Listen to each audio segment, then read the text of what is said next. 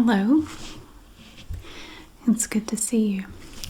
Today we're going to be trying these little fruit jellies by Lidl, and they come in different flavors. They're individually wrapped. We have lemon, raspberry, peach, and mandarin orange. Now, I've never tried these before. Someone asked me to obtain a bag of these and make a video trying them. Now, I think they're just like little soft little jelly candies, like little gummies kind of, but I don't know because I've never tried them. And while we try them, I'm going to ramble a bit about my Christmases in the past. That was another request and I'm combining them. I just hope that the person who asked for the ramble about Christmas doesn't mind if I eat some of these while I talk. So you can see that they're each individually wrapped. So I'm going to be opening this package up, and we're going to get some out and try them out. Okay, I'm looking here at these little candies. These look like little orange candies here. They don't really smell like anything. I kind of expected them to. I think this is raspberry here. Oh, and lemon. Oh, isn't that pretty? Look at all that pretty yellow. I like that. And peach. Here's the peach right here. So I'm going to try at least one of each, and I will give you my impression and let you know what I think. It looks like the first one I have is orange.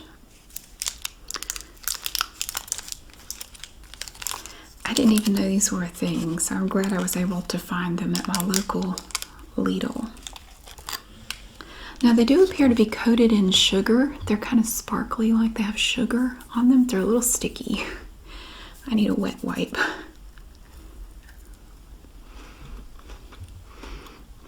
You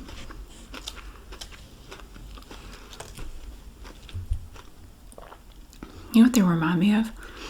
Sunkissed makes a chewy. I think they make a fruit flavored little candy like this. They remind me of those. That's good.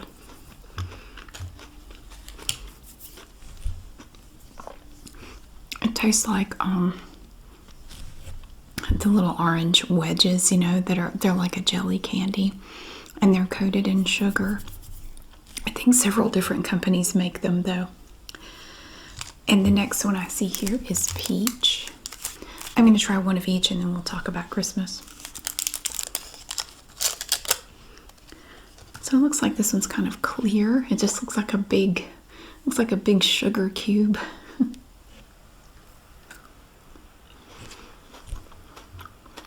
Oh wow, there's a nice peach flavor to it. Oh yeah, these are nice. You don't really taste the flavor right away. It kind of sneaks up on you. It's a very nice peach flavor, and it's just clear all the way through.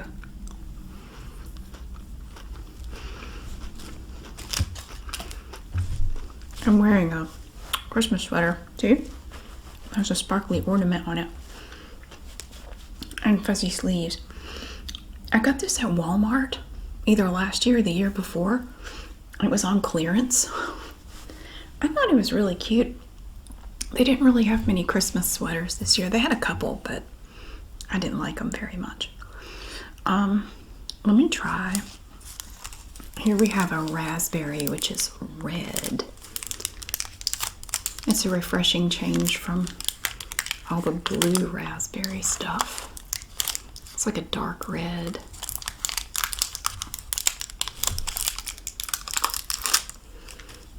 Ooh, they're cute. Oh, that's nice.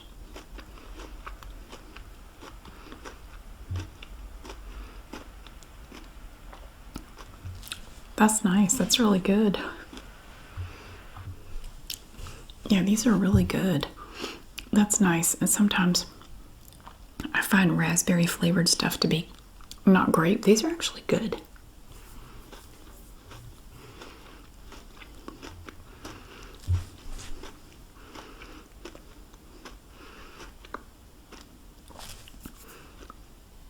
I think the raspberry one so far is my favorite. But we still have lemon. There's a lemon flavor. I like the pretty yellow. That is nice.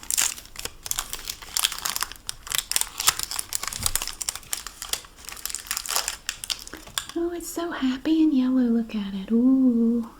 It's a little brick of sunshine.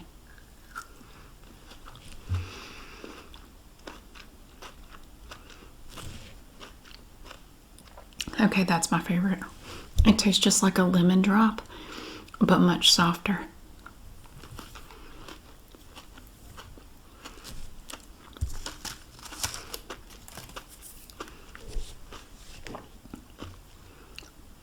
That's really good.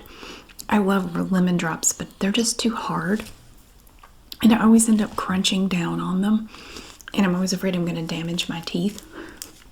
And one of these days I'm probably going to.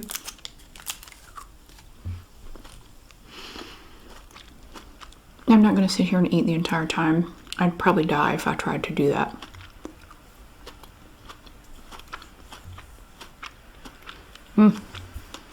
So yeah, I'm not going to sit here and eat the entire time because first of all, I'd run out of candy, and second of all, I'd probably get a stomach ache. But maybe I'll have another one of these. Really anything I have to say about Christmas in a ramble. If you've watched me for any length of time, you've probably already heard me say it. I think I've basically told you all of my stories. I think I have one, though, that I haven't told you.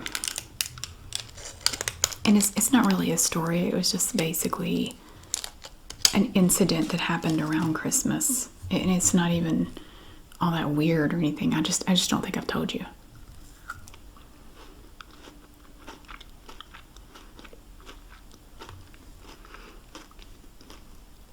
These are just like the little sun-kissed, little round, fruit-flavored jelly things.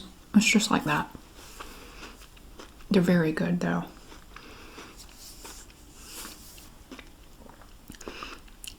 Okay, I don't think I can make much more out of me eating these. I'll have an orange one, and then I think I'm gonna have to stop. Yeah, the orange ones are good.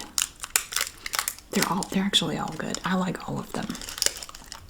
So these are little Lidl Fruit Jellies, and I got them at my local Lidl, and it's pronounced Lidl in the USA. I did confirm that. I like how they're not that super dark orange color that orange flavored candy usually is. It's more like a peach color. You'd think this would be the peach candy.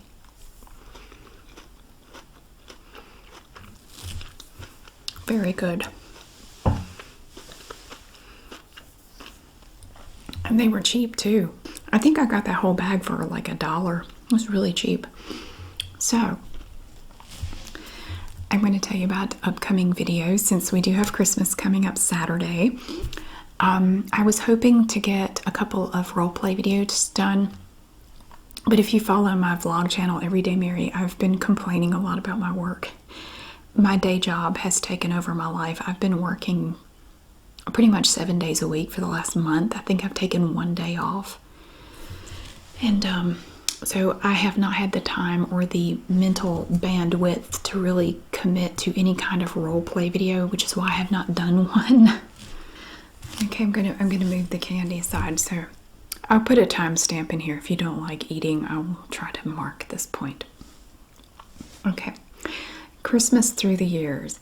Well, for the first, for most of my childhood, Christmas was pretty uneventful. It was very bare bones. I don't think that was all that unusual, though, back when I was growing up in the 70s and 80s. I think a lot of people didn't really do a whole lot. And I think now most people don't go over the top and do a bunch of crazy stuff. But as I've mentioned before, I grew up in a home full of people who really didn't care about Christmas or any holidays for that matter. We didn't really do anything for any holidays. We didn't do anything for Thanksgiving. We didn't go anywhere. We didn't really do anything. My dad doesn't like turkey and dressing and, stuff like that. So the most my mom would do for Thanksgiving would be she would get like a turkey breast and cook that, but my dad hates turkey. So she would have to make a whole separate meal for him. And then my brother and I, my mom, would have turkey, and she'd make a pan of dressing, which is actually really good. I should show you sometime how she made her dressing. It's actually really good. Maybe we should do that like in the new year. I can make make a turkey, and what you do is with some of the leftover turkey, you just kind of shred it into little pieces, and you get the Pepperidge Farm original stuffing mix in the bag. It's like a blue and white bag. You mix that up with some broth and an egg or two, and then you mix in the turkey bits, and you just basically spread it out in a pan and bake it until it's nice and crispy and golden on the top. It's so good. And then you just cut it up and eat it, and it's actually really good. We should make a pan of dressing. Maybe after Christmas though. Let me get through to January, and then we'll see. But totally off topic. But no, we didn't really do a lot. We didn't really do much for Christmas at all. I remember when I was a kid, we had this artificial Christmas tree, and it was one of the really, really old ones. It was probably extremely flammable, because I think back in the day they were basically made of pipe cleaners. And I still remember it came from Eckerd, because I remember it was still in the box that it came in. They would put it back in the box every year, and it had Eckerd on the out. I think it was like an Eckerd Christmas tree, and it had a little price tag on it, but I don't remember how much it was. It was like a little 4-foot, pretty sad looking Christmas tree. Well, eventually it got to the point that when you took it out of the box, like the stuff on the pipe cleaners was just disintegrating, and it was just falling off. So it ended up just being basically a tree with wires sticking out. All the green stuff had kind of come off. So I think it was disposed of. And after that, by that point, I was probably about 10 years old. And now I grew up in the middle of the woods. Literally, I lived in the middle of the woods. We lived on a dirt road. We were the only house on the entire road. We had no neighbors. We did get some neighbors across the road when I was in maybe high school, maybe 9th grade. But throughout my childhood, we didn't have any neighbors. So my dad always said, I'm not spending good money on a Christmas tree. If you want one, go out there and get you one. We'll go out in the woods and find you a tree. Well, I had a machete. I spent most of my childhood outside. I loved playing out in the woods and in the creek, and we had a pond not too far away, and I had my own machete, because sometimes I'd have to cut my way through the woods. I knew to look out for snakes. I took care of myself. There was a period of time when I was about 10 years old, and a logging company owned a lot of the land around us. We had about 7 acres, but the land that surrounded us was owned by a logging company, and they came in and cleared the trees out, and they did it with horses, which was awesome. I actually got to watch them work. It was really cool. They would come in with these teams of horses and pull the logs out, hook them up to the horse, and pull them out to the road to put them on the truck. So it was really neat to get to watch them work out there, and then they had the log truck out there on the road. But anyway, they left, they cleared out the area, and they had these logging roads. There were roads going all through, and just way out, they cleared this big area on one side of the road, this big area on the other side. Now, I had a little Honda motorcycle. It was, I believe it was a Honda 50, a little bitty motorcycle. And you change gears and you drive it just like a regular motorcycle. And my dad got that for me when I was 10. Well, I think somebody gave it to him, and it was not running, and he got it running, and he let me ride it around. And I would take it and ride it around on these logging roads, and it was so much fun. Looking back, I got to do a lot of really cool stuff that most kids don't get to do. My dad was a gunsmith when I was growing up, and his shop was on our property down behind our house, and yeah, that was interesting. I got to learn a lot with that. But yeah, so Christmas, sorry.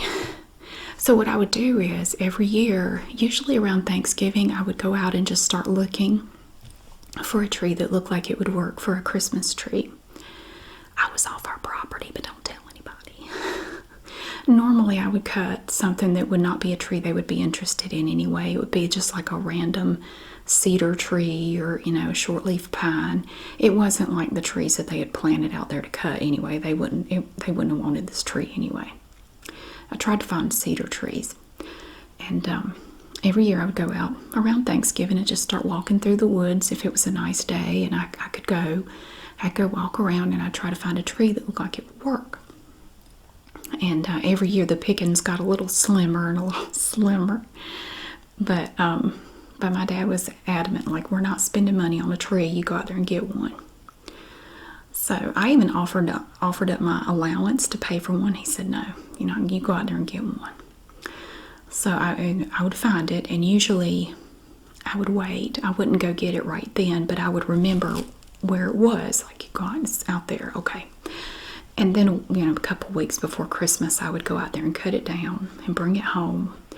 And I knew how to set it up. I would get the ornaments out of the closet. We didn't have a lot of ornaments, but, you know, I just had to make do with the ornaments that we had. So we just had this sad little box of they were just like leftover ornaments from God knows where. They look like some that were left over from a yard sale or something. I don't know. Nothing especially nice. I still actually have the angel that we put at the top of our tree every year. I would get it out, but I'm lazy. It's up in the attic in a box somewhere. But it was the saddest looking. It was like a baby doll, basically, with a really sad tinfoil halo thing on it, and it was just really sad.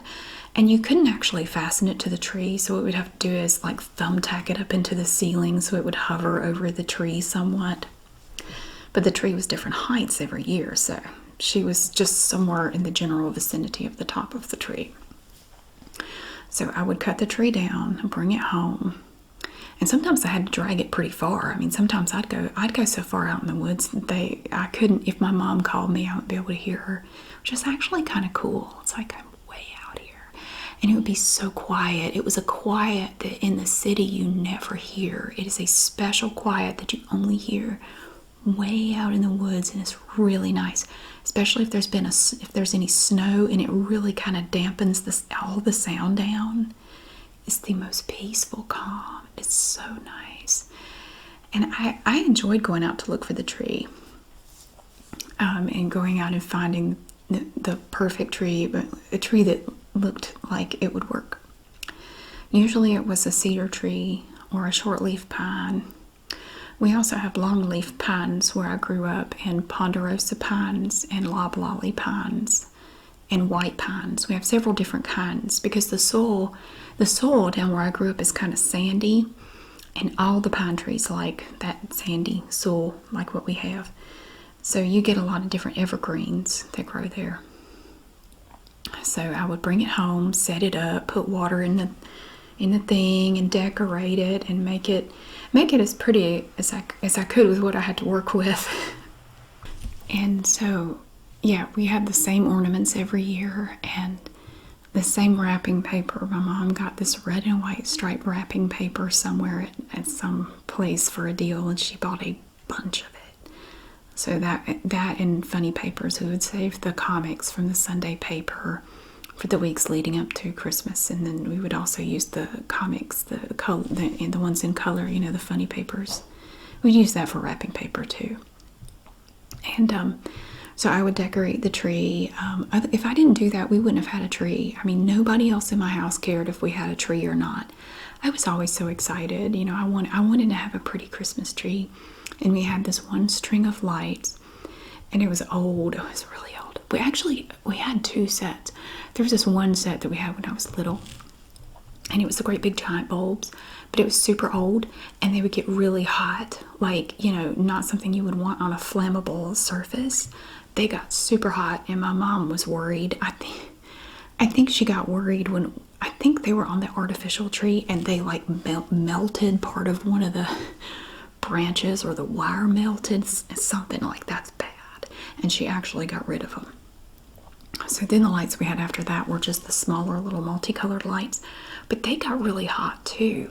And the lights had these little sleeves that you put over them. It was like clear plastic, and it looked like a little crown, and it went over the light.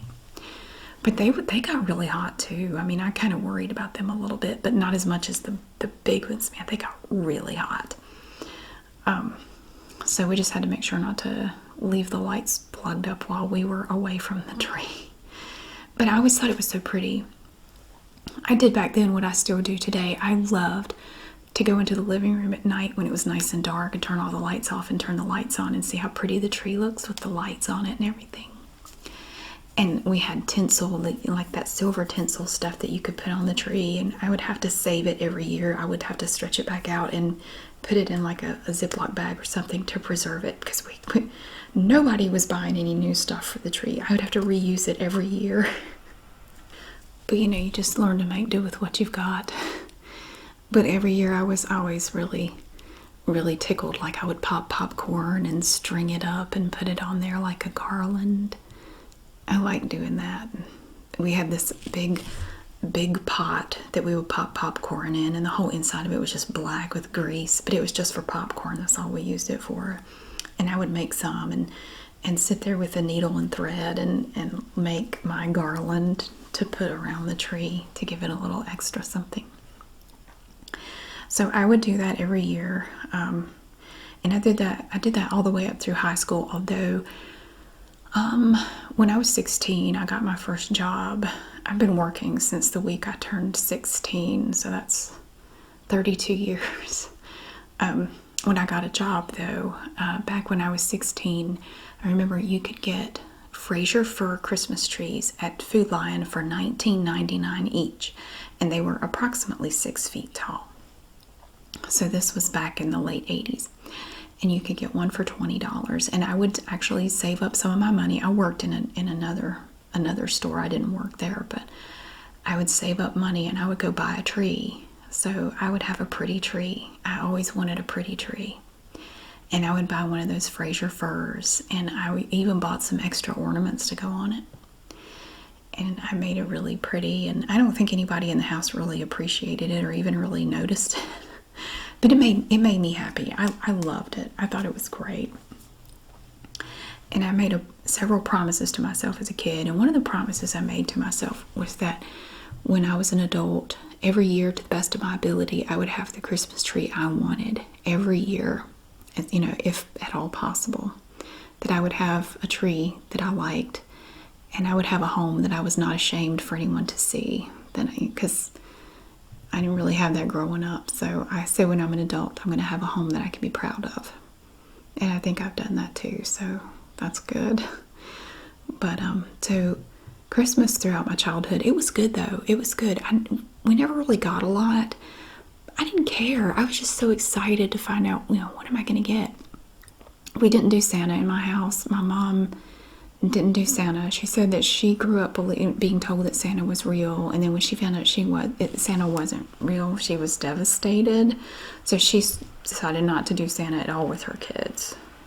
I was just excited to see what I would get, and yeah, the stockings. See, whenever presents got wrapped, they just got put under the tree whenever. Like my mom didn't really care. She didn't like Christmas. I mean, she doesn't do anything for Christmas anymore at all. To her, it was just too much trouble. She just didn't want to be bothered. I learned to wrap presents when I was 8, and from the time I could wrap presents, I was wrapping everybody's presents but mine. And as soon as they were wrapped, she wanted me to just stick them under the tree. So we didn't do, and I know a lot of people do, where like Santa comes and puts a bunch of stuff under the tree and all that, but we didn't do that. We had to wait until 7 a.m. We could not wake our parents up until 7. And then we would go wake them up, and I'm all excited, woo, And they would stagger into the living room. Neither of my parents is a morning person. And, and usually we would have stockings. She would do stockings for us and put them out the night, Christmas Eve night. And while we were opening our stockings, my mom would go make coffee or at least get it going. And then they would sit there basically nodding off while we opened our presents. And then when that was over, they would just sort of go back to bed. It was all over very quick. But, it was always nice to see what kind of stuff I would get. And I always enjoyed it. I always had a great time. It didn't matter if I didn't get a whole lot. My favorite present that I ever got, and I know I've told you this story, My favorite present that I ever got for Christmas, even to this day, and I'm 48, yes, I'm 48. I have to do the math. Best present I ever got was, how old was I? Was I 8? Might have been 8 or 9. I can't remember now exactly how old I was. Maybe 10.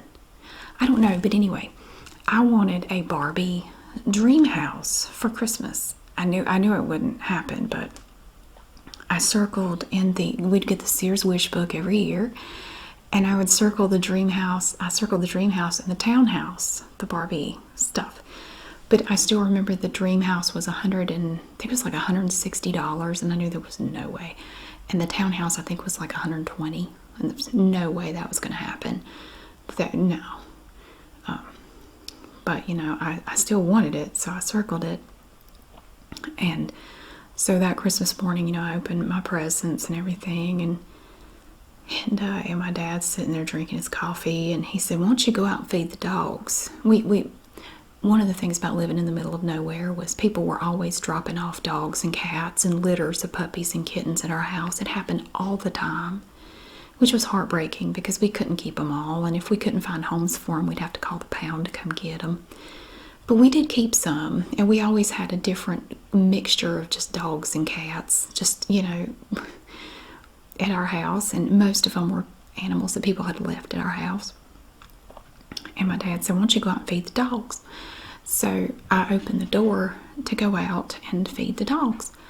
And right when I opened the front door, I can still remember to this day, it was so weird. I opened the front door, and right sitting on the step, right in front of the door, was this big pink thing. And I'm looking at it like, what is that? And I'm like, what is that? And my dad had made a townhouse for me. They couldn't afford one, but my dad, and I don't know how much time he put into this thing. It was a 3-story townhouse. It was made out of plywood, but he had painted it Barbie pink, and it had little posts in the front for support. He painted those gold.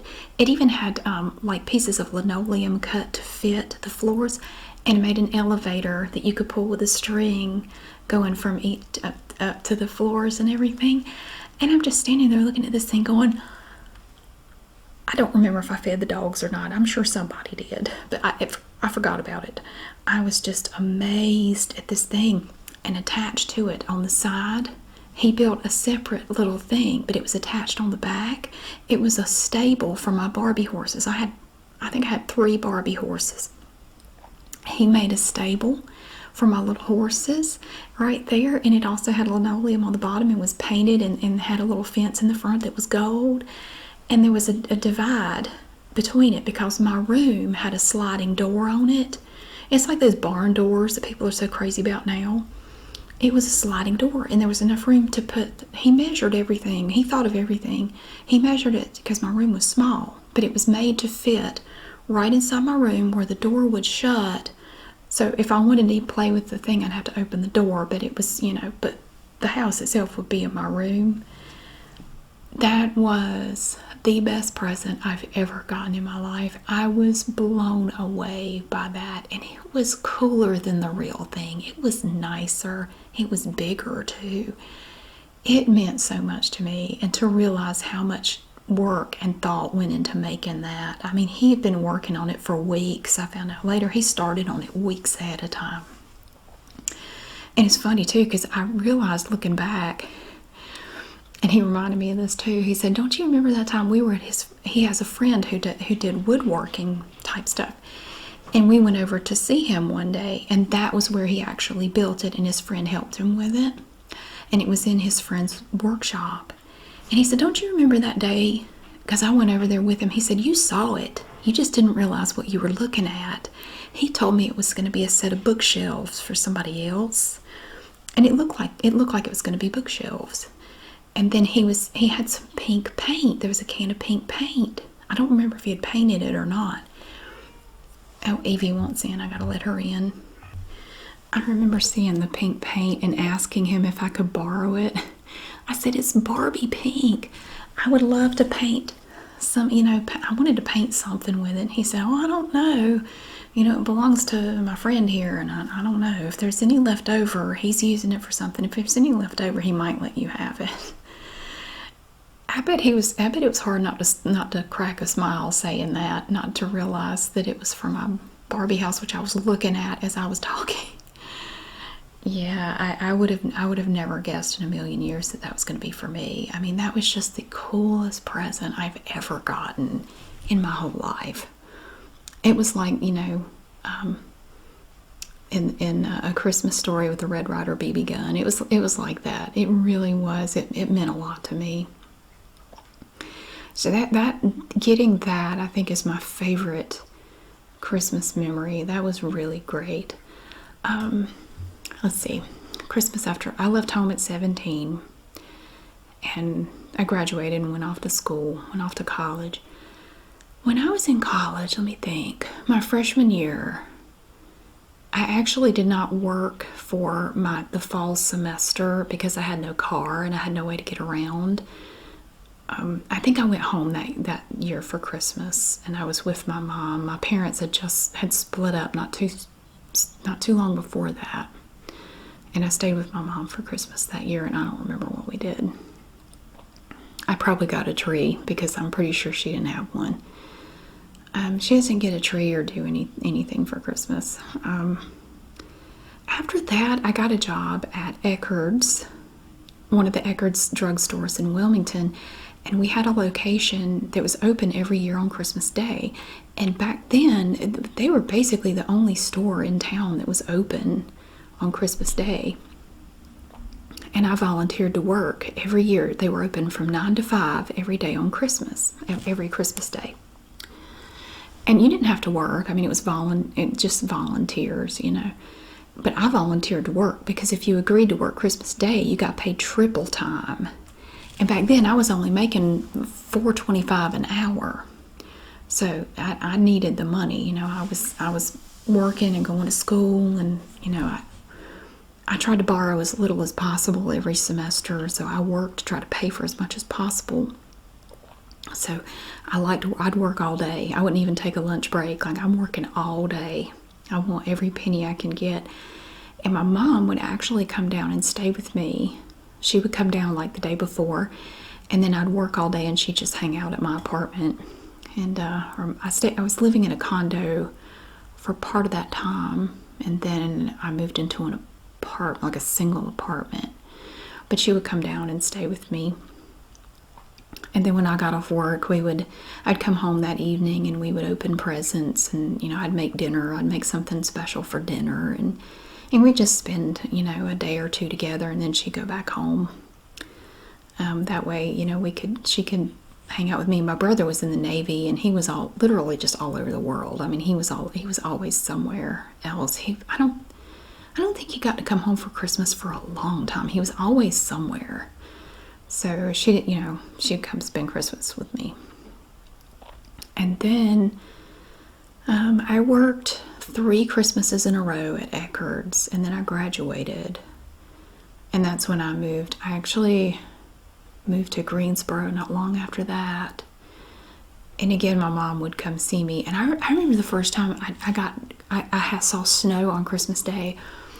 That would have been the Christmas of 1996, I believe it was, or 97.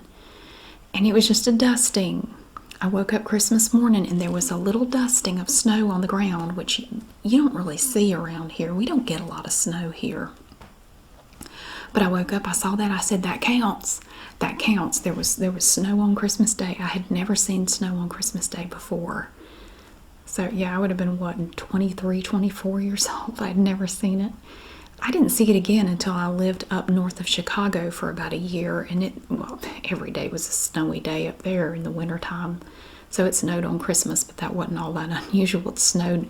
I lived right off of Lake Erie, and it snowed. We had that lake effect. It snowed, and it snowed every day. You could see Lake Erie from my apartment.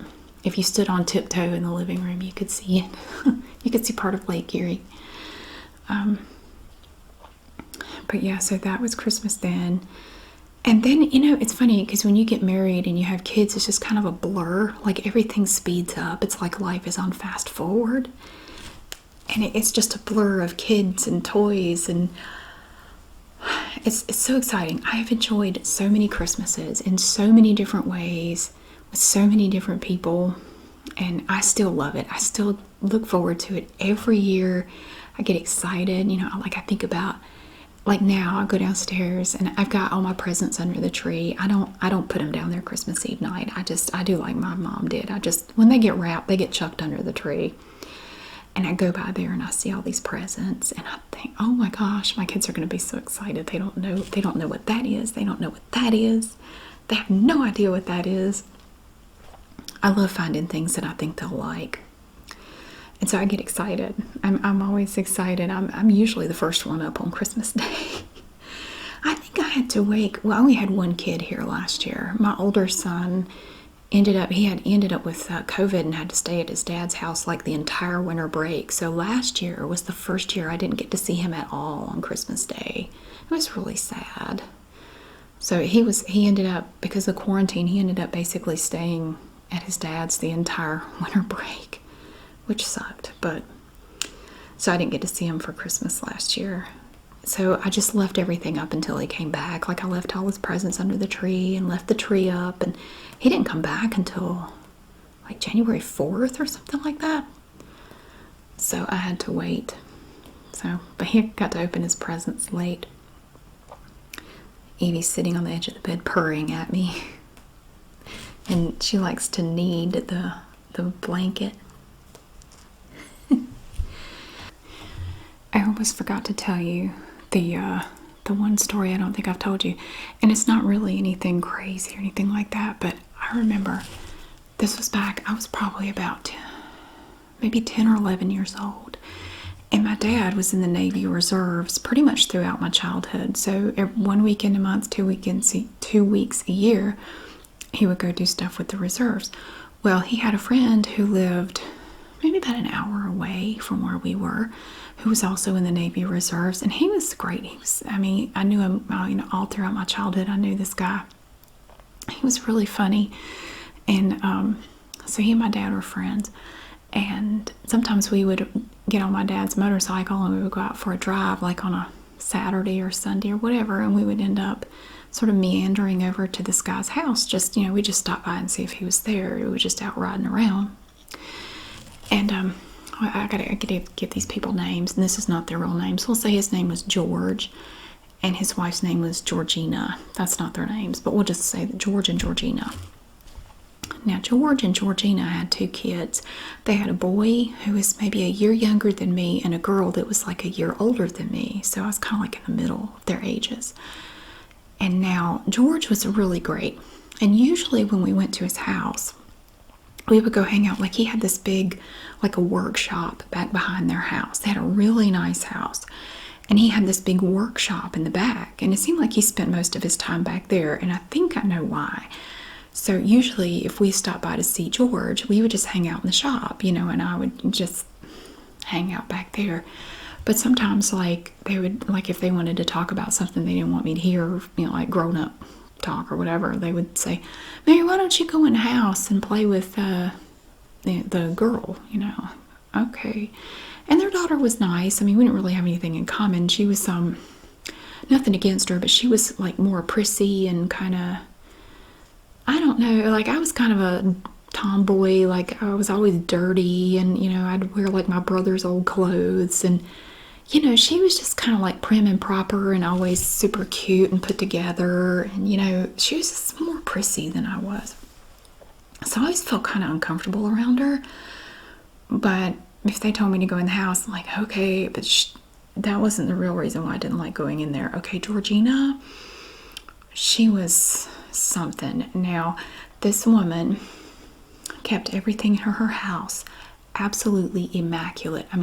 Everything. I think I've talked about her before. I'm not exaggerating. Her house, it was like sterile. Like it looked like a magazine. It looked like nobody lived there. Everything was perfect. Everything was in its place. You could not wear shoes in the house. And this applied to everyone. Georgina kept this box of like little socks, like little ankle socks, right by the door.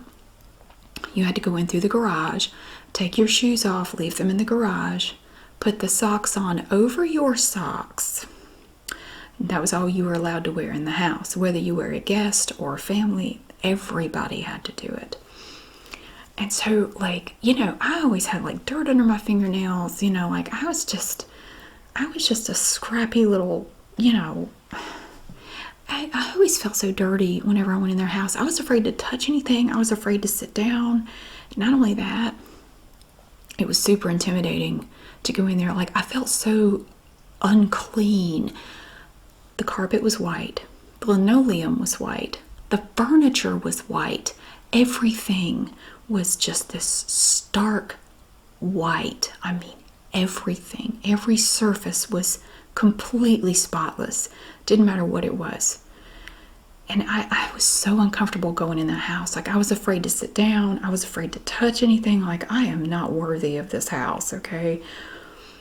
And I remember one year we were over there around Christmas time. And like I said, I was probably 10 or 11 years old. And I remember them telling me to go inside. I don't remember what for.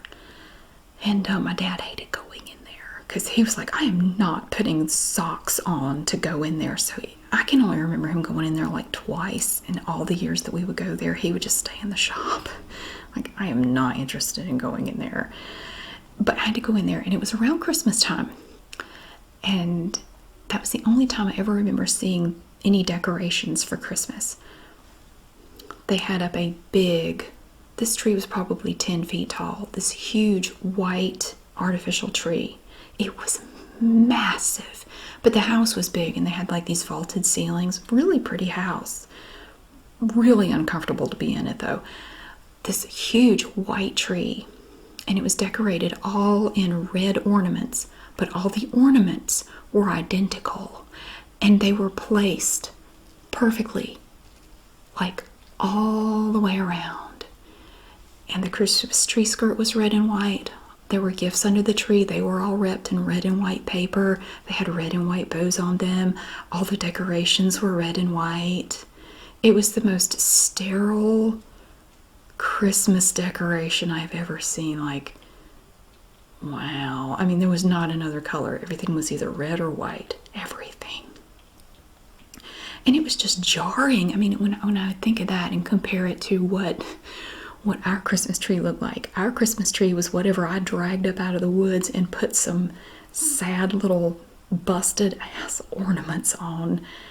And I thought, I'm glad Georgina has not seen our tree. She would probably pass out. She would just faint dead away if she saw our tree. Oh, it would not come up to snuff, I'm sure. I felt bad for her kids. I did, because I remember having to go into her daughter's room to play. And when you played, you were only allowed to get one toy out at a time. You could play with one thing, and then you had to put it back. You could not have more than one thing out at a time. No. And their rooms were all immaculate. Everything was perfect. They were perfect. Everything was perfect. Like, y'all were just a ticking time bomb. That's the way I see it. But I don't know whatever became of them. I know that eventually... Evie's taking a bath over here. I know that eventually George and Georgina divorced, but I don't know when that happened. And I think she remarried. I don't know if she stayed like that or not, but and this was all her doing. I mean, George wasn't like that at all, but he agreed to live like that. But I think that was probably why he spent so much time out in his shop. Like, the shop, he could do any way he wanted. It didn't have to be perfect, and it wasn't. It was like just a workshop, It looked like you would expect it to look. But yeah, everything in that house was white. I mean, white carpet. I didn't even know white carpet existed before that. White sofa. All the furniture was white. Everything. The dining room table was white. The chairs were white. I mean, everything. It was crazy. They had no pets. Like, no, pets are gross. We cannot have pets here. Ew. She was very cold. Like, oh God. I remember, I know this is not about Christmas, but I got to thinking about Georgina. Oh my God.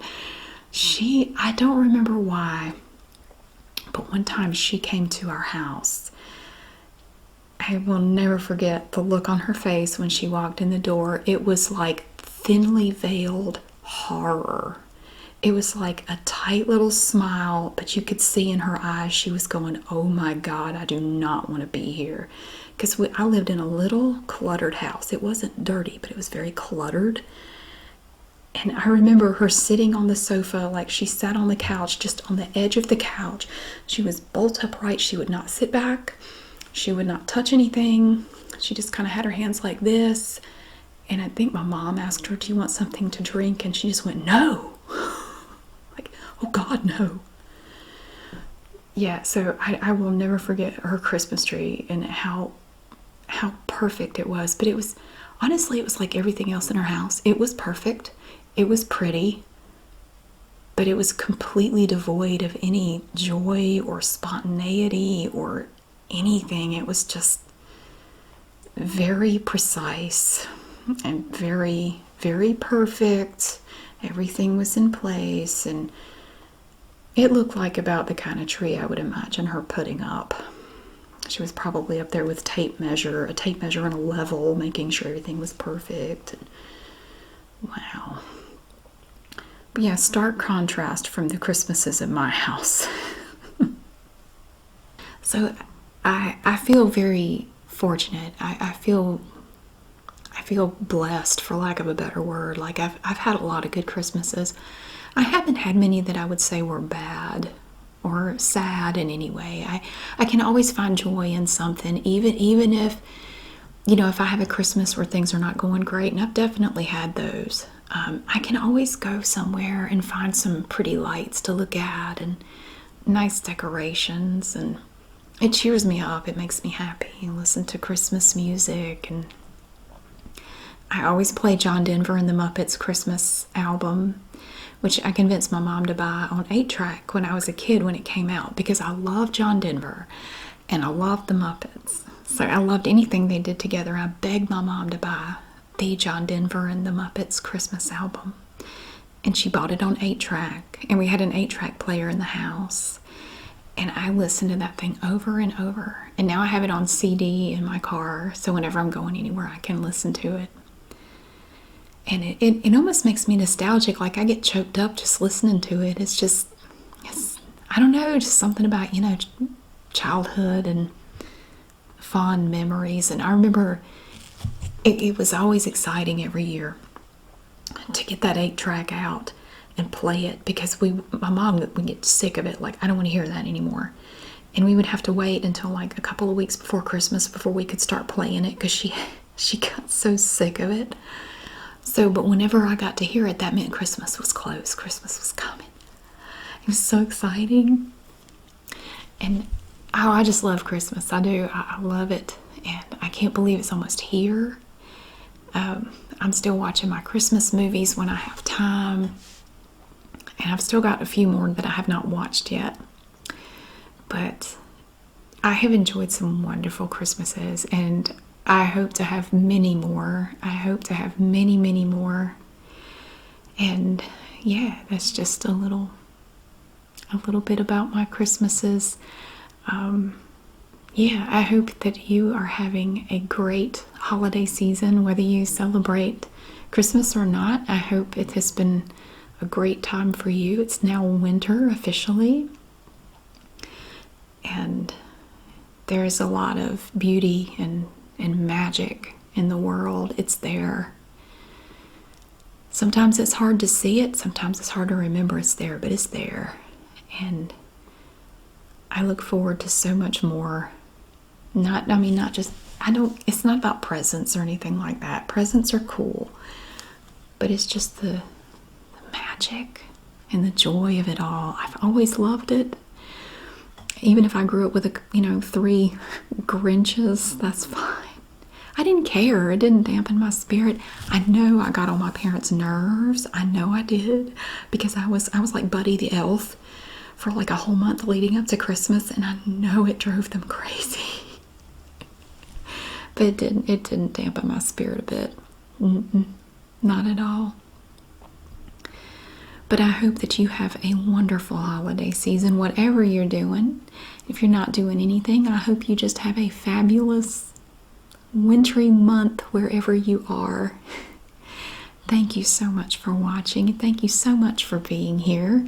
And I don't mean just here watching me. I mean, thank you for being here. I'm glad you are. I'm glad you exist.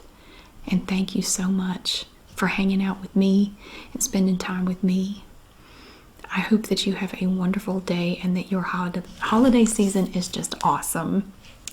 Thank you again.